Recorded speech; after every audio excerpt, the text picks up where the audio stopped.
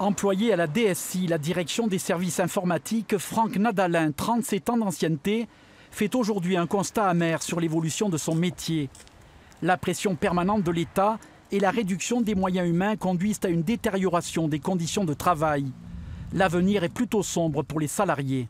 Nous voyons que nos missions sont de plus en plus confiées à des sociétés de services.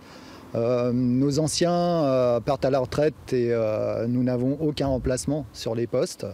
Nos métiers sont externalisés. Nous avons une DSI miroir avec pratiquement autant de prestataires que d'internes.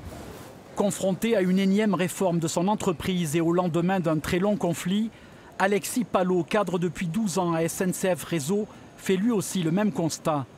Il dénonce une gestion sur l'autel de la rentabilité financière au détriment de la qualité du travail et du service rendu aux usagers. On a des milliers d'emplois qui ont été supprimés ces dernières années et qui sont annoncés dans les années à venir. À SNCF Réseau, on passe du fer au faire-faire, où on est en train de privatiser aussi l'entretien de l'infrastructure.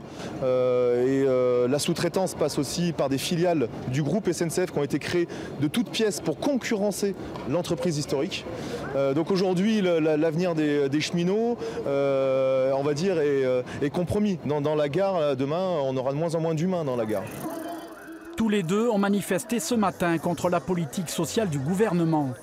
Une politique qui vise selon eux à détruire le modèle social et va conduire à la casse des droits collectifs. Pour les manifestants à court terme, c'est la disparition des services publics qui est programmée.